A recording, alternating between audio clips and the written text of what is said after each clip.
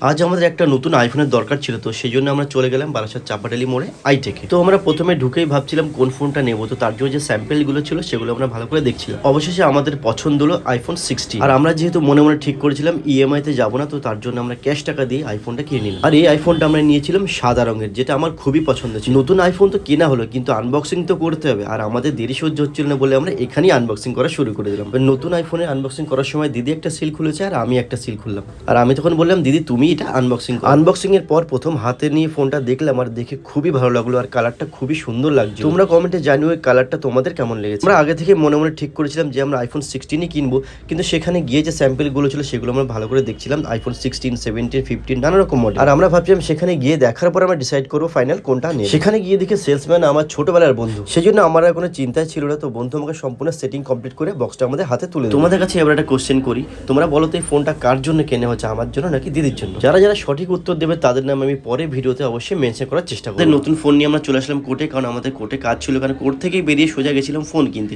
তো সেখান থেকে আবার চলে আসলাম আমরা কোর্টে। আজকে যে সমস্ত কাজগুলো ছিল আমাদের কোর্টে পেন্ডিং, সেসব কাজগুলো আমরা একে একে কমপ্লিট করলাম। আর আমরা এখন কত নম্বর ফ্লোরে আছি এইটা দেখে কি তোমরা কেউ বলতে পারবে? তো যাই হোক, এখন আমরা আছি লিফটের মধ্যে, আর লিফটের মধ্যেই আমরা আজকে কাজগুলো নিয়ে আলোচনা করছিলাম। আজকে কি কি কাজ করলাম, কি কি হলো না হলো সেই বিষয়ে। আর আমরা যে আজকে একটা নতুন আইফোন কিনে এনেছি সেই বিষয়ে কিন্তু এখনো পর্যন্ত কাউকে জানাইনি। একেবারে শেষের মধ্যে এসে সবাইকে বললাম, আর সবাইকে মিষ্টিও খেতে দিই। মিষ্টি কেনার সময় সত্যি সত্যি কিন্তু আমরা বুঝতে পারি যে মিষ্টিটা এত সুন্দর টেস্ট, আর সবাই মিলে ভাগাভাগি করে আমরা মিষ্টিগুলো খেয়ে নিলাম। আর আজকে ভিডিওটা তোমাদের কিরকম লাগলো অবশ্যই কমেন্টে জানাও। আর তোমাদের সাথে দেখা হবে আবার পরে ভিডিওতে।